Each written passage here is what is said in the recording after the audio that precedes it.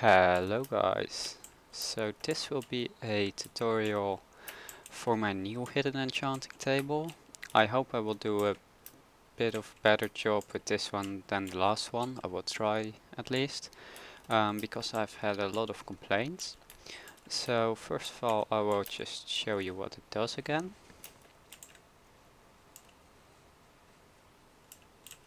So that's it. The opening is a bit slower than the previous one, but like literally 1 or 2 ticks I would think. And the closing is quite a bit faster, I think around 10 ticks faster or so. So let's start with the piston layout. Okay, so for the piston layout you want to find where you want to build it, so these will be your bookcases obviously. Then from there on have 1 block spacing and then make a double extender, or make 8 of them actually, in a ring like so.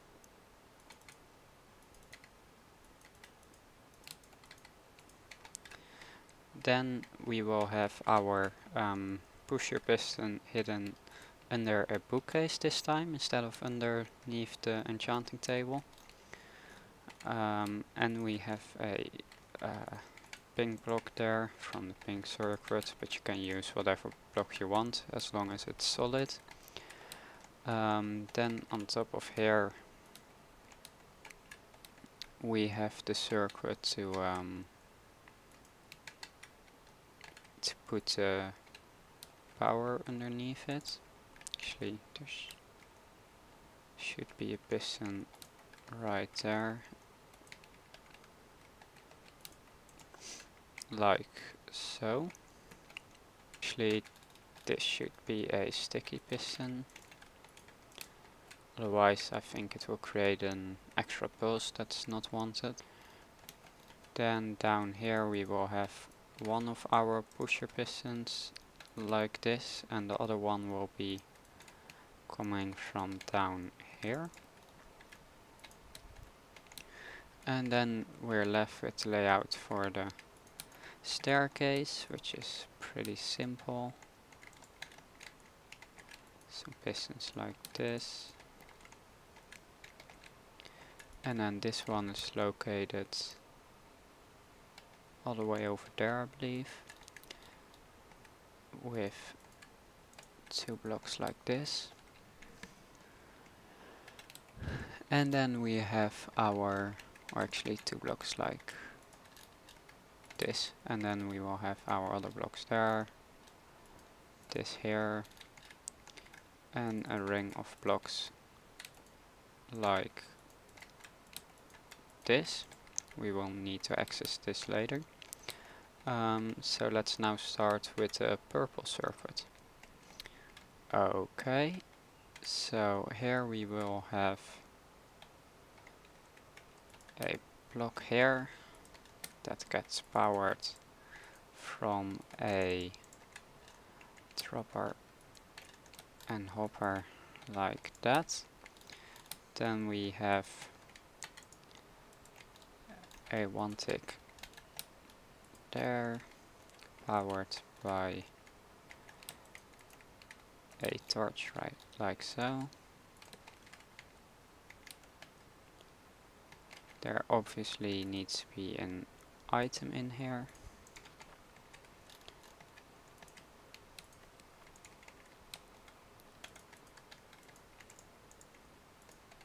Then this will be our input, and there will need to be 5 items in there.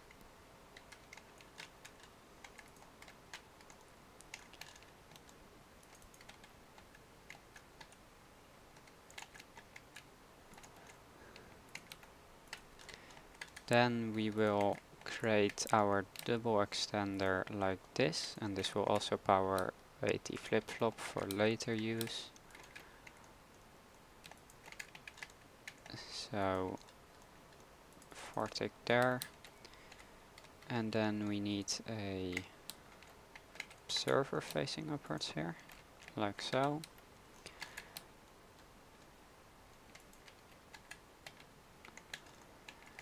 and then we pretty much finish it off by placing or actually by powering this last piston here. So you need a non-sticky piston like that to update it. And now the staircase should work really. I'm gonna replace this torch to update it. So the staircase is out right now, and if we flick the lever it will have some delay and then the floor pops up. If we unflick it again, it drops down and the staircase comes up. So that's the staircase. Let's now continue to the 8 double extenders in the center. So we start with another hopper timer going into an observer block, and then that signal wraps all around the build like so. And then this one right here will power a hopper dropper monostable, and that monostable will go into a hopper right there, then a observer block facing down there, and then another hopper there like so. Then from the center here we will add a ring of blocks like this underneath those pistons, as you can see, and then add a dust in the center here and place observers going upwards like so. And then we will place another observer right there, then one there, then one facing upwards there, one facing upwards there. Then this goes into blocks and then into hoppers, and then those hoppers also go into observers like so. And then one on this side. Then on this side it will power this block, which will power a non-sticky piston like so, and then that will go into an observer block going into a 1-tick repeater right there. And on the other side we will have some more observers going like this. And then I didn't realize there was a block there. Another observer and a solid block. And then finally, to power this side as well, we will have observers like this, a 1-tick repeater there, and another observer, and then just some wool. Whoops. Like so. And then we will need to reset all these pistons and blocks.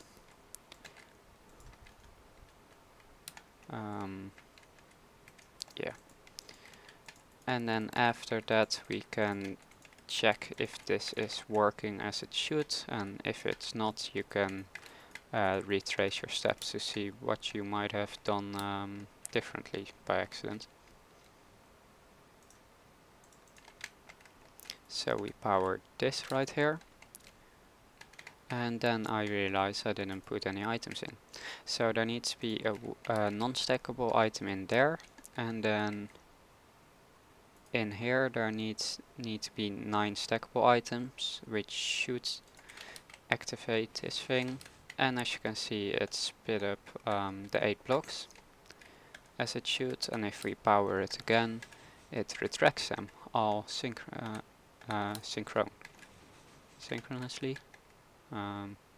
whatever, all at the same time. That corner right there seemed a bit slower, but that's a graphical glitch. Minecraft is just a bit buggy, I suppose. It really is all the same speed. So let's go to the next circle. Okay, so now we'll get to the double on one side as well as the circuit to power the piston in the center. And as you can see, I removed the bookcases so we can see everything a bit easier, so you don't accidentally mess something up that's hidden underneath a bookcase. So here to start we will add a vortic beater there, going into a hopper, which then goes into a observer, and then this will power that piston back there. Then we will place some observers here as well, and this bookcase here. We place an observer like that, and then a vortic going into there, then a observer facing downwards here with a 3 tick going into that, and an observer facing upwards here with a block in front of it. So this should push out the bookcase and retract it back in when you place a block right here, and that works. And then from there on we want to add our double piston extender right here with 4 ticks and 3 ticks like so, and then an observer facing upwards here like so, which is our double extender. Yeah, that's our entire double extender is what I mean. Then we have an observer facing downwards and one facing this direction, going into a block and some wire right there. Then we will have a dropper right there with a observer block there and one there. Then that will go into some dust here with an observer block here, and then that will have some delay, and then powers upwards, and that in turn will travel downwards here. And that should be it done. So now we need to reset all these blocks again.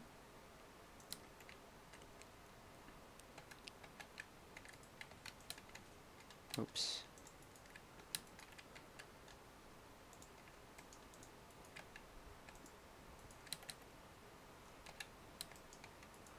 Like so. And now if we were to have a block in the center here and we would power this, which we can do by placing a redstone block next to this hopper, it should do this. So if it does that, you can reset it like this.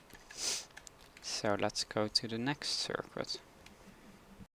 Okay, so now for the double piston extender on the other side, we will have a furnace right there with one item in it to detect the block.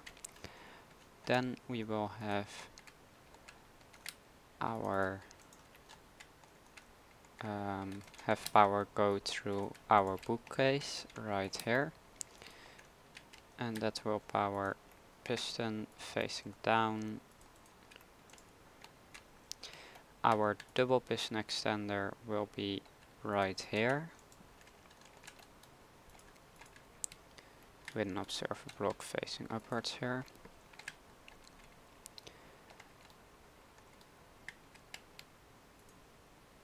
And power will go through here like so, and then it will also go into this direction. I did that wrong. It will also go here to repower the double piston extender. And then we will also have some more observer blocks to delay for the next circuit. Oops. This needs to face there. This needs to face me instead of down, which for some reason it doesn't do because Minecraft is annoying. Okay, perhaps if I stand here. Yeah, that did the trick. Then we go up here and we go to the side right here. So yeah, you can test this double extender again by powering this piston. So just once, and there's the second. So yeah, that works properly then. So let's go to the next and final circuit.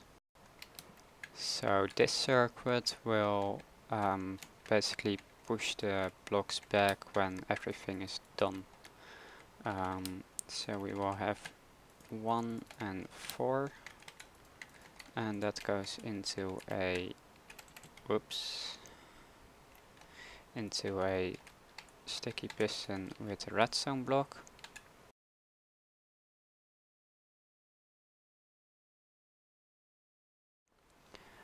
And then finally we have a D flip-flop there, which should be down in this state. And then we have a 1-tick repeater and a 4-tick repeater and dust. So then now it should be done, except I didn't remove this redstone block accidentally in my last test. Or not my last test, but in the test. So if you also haven't done that, then you would need to do that right here. And you would need to reset some things now. So you need to place that there again. So you can ignore that last part if you didn't have that redstone block there anymore. But if you did, you need to remove it and fix everything. Then I also forgot another thing, which is to place a observer block right there, facing upwards. And then there are still a couple of other things I actually managed to mess up. So right here you should have that on 1 tick and that on 4, and this on 1 and this on 4. I don't know how that would make a difference. These two probably don't make a difference, but I believe these do somehow, because it didn't work otherwise. So yeah, you should just do that and don't question it, I guess. And that should be a slab instead of a solid block. That was a stupid mistake of mine as well. So now if we give it a test, it should work. And as you can see, it closes fine.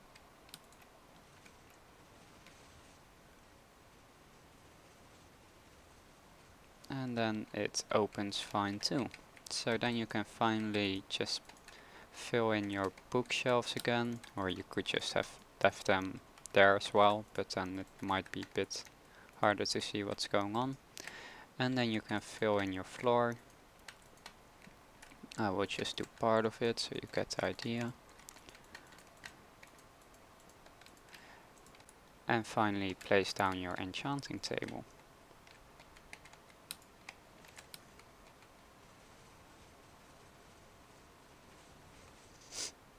And there you go.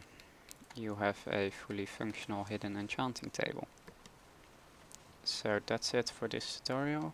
Thank you all for watching and see you all later. Bye.